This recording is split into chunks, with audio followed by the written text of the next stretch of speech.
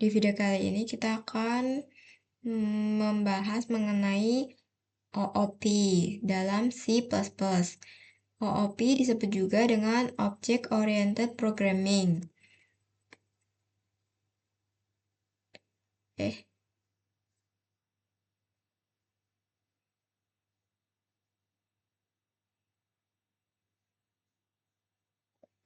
Nah, C++, apa itu C++? Merupakan bahasa pemrograman berorientasi objek segala sesuatu dalam C++ dikaitkan dengan kelas dan objek, beserta atribut dan metode. Misalnya, dalam kehidupan nyata, mobil adalah sebuah objek. Mobil memiliki atribut seperti berat dan warna, serta metode seperti berkendara dan rem. Atribut dan metode pada dasarnya adalah variabel dan function yang merupakan bagian dari kelas. Keduanya sering disebut sebagai class members. Analogi sederhana, pemrograman berorientasi objek atau OOP adalah cara menulis program dengan membagi masalah menjadi objek-objek ini. Punya data disebut atribut dan perilaku disebut fungsi atau metode. Analogi cetakan kue sebagai kelas dan kue yang dihasilkan dari cetakan sebagai objek. Semua kue dari satu cetakan punya bentuk yang sama, tetapi isi atau toppingnya bisa berbeda. Nah, OOP adalah cara menulis program dengan membagi kode menjadi objek-objek. Objek ini punya data dan perilaku. Tujuan OOP adalah membuat kode lebih rapi, mudah dikelola, dan dapat digunakan kembali. Contoh dalam kehidupan nyata, ada kelas bernama mobil, seperti blueprint atau pola. Dari kelas ini kita bisa membuat banyak proyek. Mobil Asep, mobil Budi, mobil Ilham. Selanjutnya membuat kelas. Untuk membuat kelas, menggunakan kata kunci kelas. Nah, ini kata kuncinya. Kata kunci kelas digunakan untuk membuat kelas yang disebut myClass.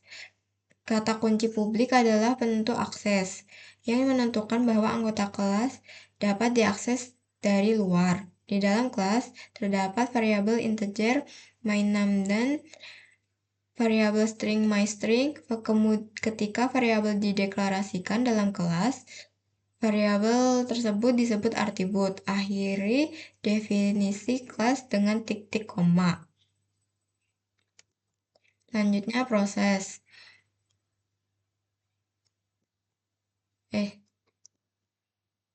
Selanjutnya, membuat objek. Dalam C++, sebuah objek dibuat dari sebuah kelas. Kita telah membuat kelas bernama myClass, jadi sekarang kita dapat menggunakannya untuk membuat objek. Untuk membuat objek myClass, tentunya nama kelas diikuti dengan nama objek. Untuk mengakses atribut kelas, myname dan myString, gunakan sinteks titik pada objek. Sinteks titik pada objek.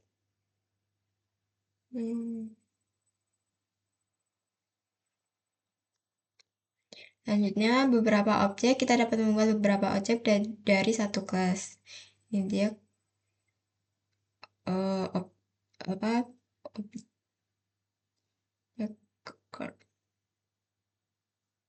outputnya. Ini output cardnya yang dimasukkan. Selanjutnya, kelas method. Metode atau fungsi yang dimiliki kelas. Ada dua cara untuk mendefinisikan fungsi yang termasuk dalam suatu kelas. Yang pertama, definisi kelas dalam. Yang kedua adalah definisi kelas keluar. Define a method inside the class. Dalam contoh berikut, kita mendefinisikan suatu fungsi di dalam kelas, dan kita menamainya myMethod. Catatan, kita mengakses metode seperti kita mengakses atribut dengan membuat objek kelas dan menggunakan sinteks titik. Contoh kodenya. Selanjutnya, masih yang sama. Terkadang lebih baik mendeklarasikan metode di kelas dan mendefinisikannya kemudian, terutama dalam program besar. Hal ini dilakukan dengan menentukan nama kelas, diikuti operator resolusi cakupan, diikuti dengan nama fungsi.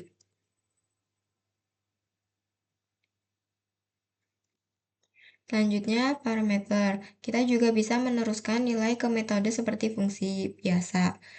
Nah, ini contoh kodenya. Selanjutnya, konstruktor. Konstruktor adalah metode khusus yang secara otomatis dipanggil saat objek suatu kelas dibuat. Untuk membuat konstruktor, gunakan nama yang sama dengan kelas, diikuti tanda kurung.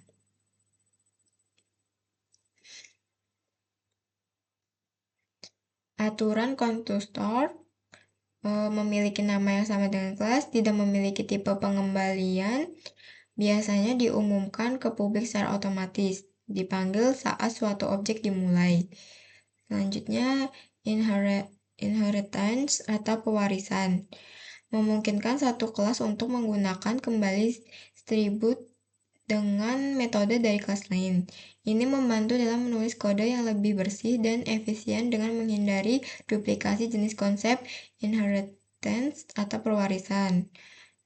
Yang pertama adalah derived class atau shield.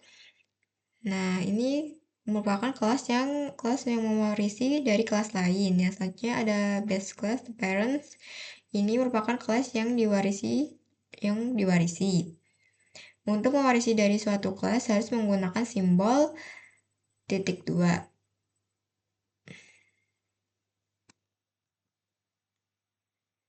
Dari contoh baris kode di samping, car class atau child mewarisi atribut dari metode dari valid class atau parents. Contohnya. Nah, sekian pemaparan materi, langsung saja kita ke proyeknya. Nah, ini saya akan membuat file baru untuk kita belajar bersama-sama lebih dalam mengenai OOP atau Object Oriented Programming. Di sini saya membuat file bernama main.cpp. Sekarang saya akan mencoba untuk menjelaskan contoh dasar konsep dari OOP di bahasa pemrograman C++. Di sini kita akan membuat sebuah class bernama person yang memiliki atribut, konstruktor, dan juga metode. Di sini saya akan menuliskan programnya secara bertahap.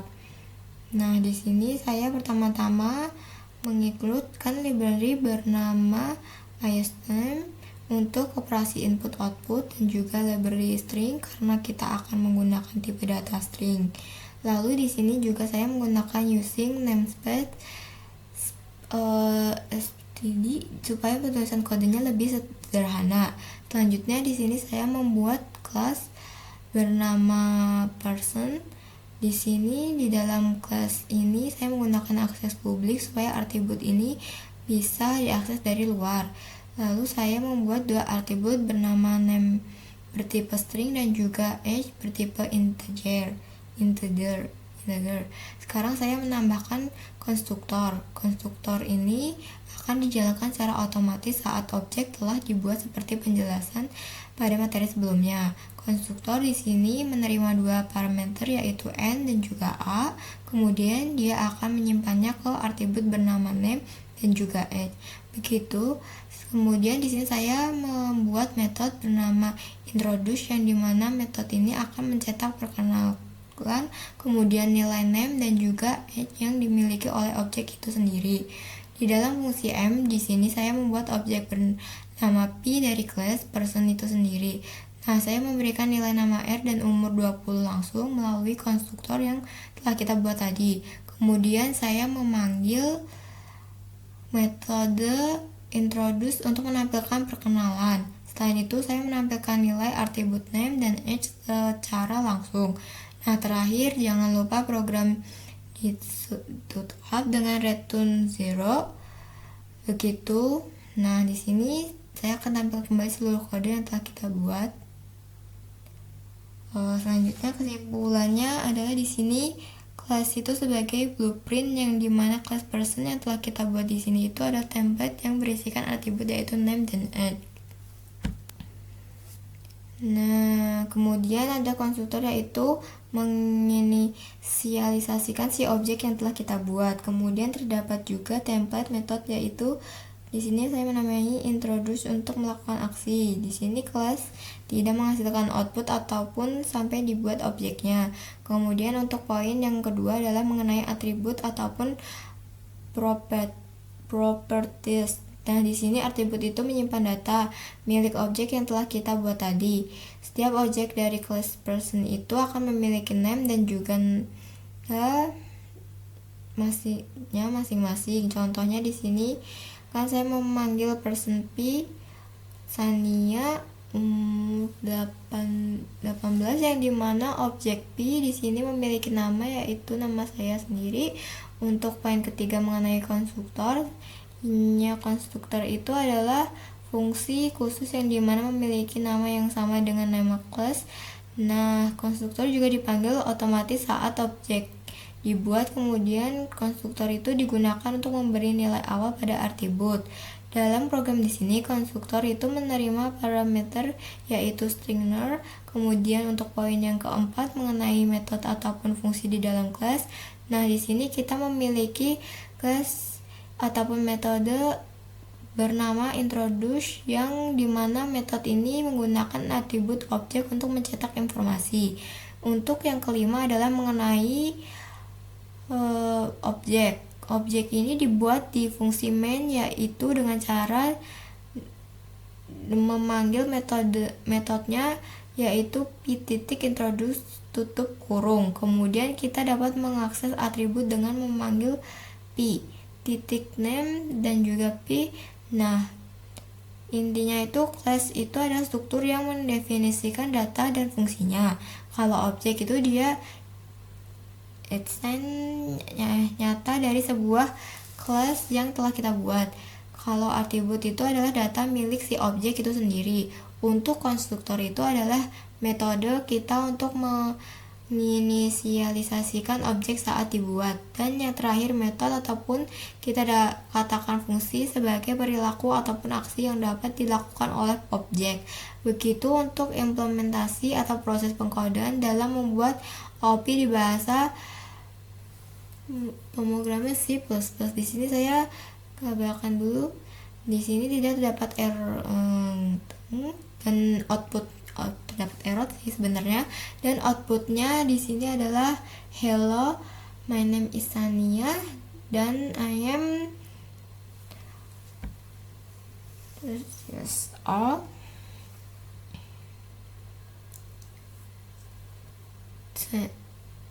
name Sania it's 18 begitu. Ataupun fungsi bernama introduce yang memberikan output nama dan juga umur yang telah kita berikan ataupun kita panggil di fungsi main di sini. Nah, selanjutnya di sini saya akan menjelaskan contoh dasar dari inheritance dalam C++. Nah, di sini kita akan membuat kelas induk dan juga kelas turunannya. Di sini saya akan membuat sebuah file bernama inheritance. Langsung saja di sini kita untuk kode pemrogramannya. Nah, ini merupakan kode yang telah saya buat. Adalah kelas induk bernama animal yang dimana kelas ini itu memiliki atribut name, konstruktor dan juga metode bernama speed. Nah, berikutnya di sini telah saya turunan pertama do yang di mana di sini saya menggunakan sinteks .do public animal untuk mewarisi atribut dan juga metode dari kelas induk itu sendiri. Di sini konstruktor doc juga memanggil konstruksi animal menggunakan sinteks animal buka kurung dan tutup kurung. Oke, di sini pada fungsi main membuat objek bernama dari kelas doc karena doc merupakan turunan animal. Nah, objek D itu bisa memanggil metode speak dari kelas induknya dan juga metode board dari kelas milik do itu sendiri. Nah, jadi kelas animal di sini itu merupakan kelas induknya, sedangkan untuk kelas turunannya adalah kelas do. Oke, sedangkan di sini divisi dan juga debut metode dari masing-masing kelas. Untuk destack itu adalah metode dari animal dan untuk div adalah metode dari doc itu tersendiri. Di sini Pekitaran di sini dapat terlihat outputnya, yaitu body makes a sound, kemudian body say. Nah, ini objeknya kita buat bernama di, lalu memanggilnya body. Kemudian kita memanggil objek ataupun atribut bersama speaker, dan di mana speak tersendiri merupakan panggilan dari metode dari kelas bernama animals, sedangkan B adalah panggilan metode dari kelas do sendiri. Nah, kesimpulan atau hasil dari yang penting dari inheritance ini, yang pertama, inheritance itu adalah mewarisi sifat dari kelas induk. Nah, di sini kan terdapat sinteks bahwa dog (2) public animalnya. Teman-teman di baris kode ke-20. Nah, di sini itu artinya dog merupakan semua atribut dari kelas animal, kemudian dog juga mendapatkan semua metode animal yang bersifat publik. Nah, di sini yang terakhir menambahkan fitur baru, yaitu metode bar. Di sini telah kita tambahkan.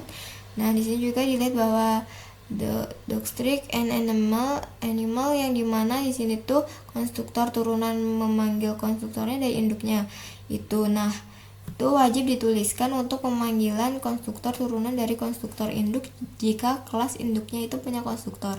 Nah, objek dari kelas turunan itu dapat menggunakan metode milik induknya sendiri, despec, ataupun metode miliknya sendiri, yaitu debar.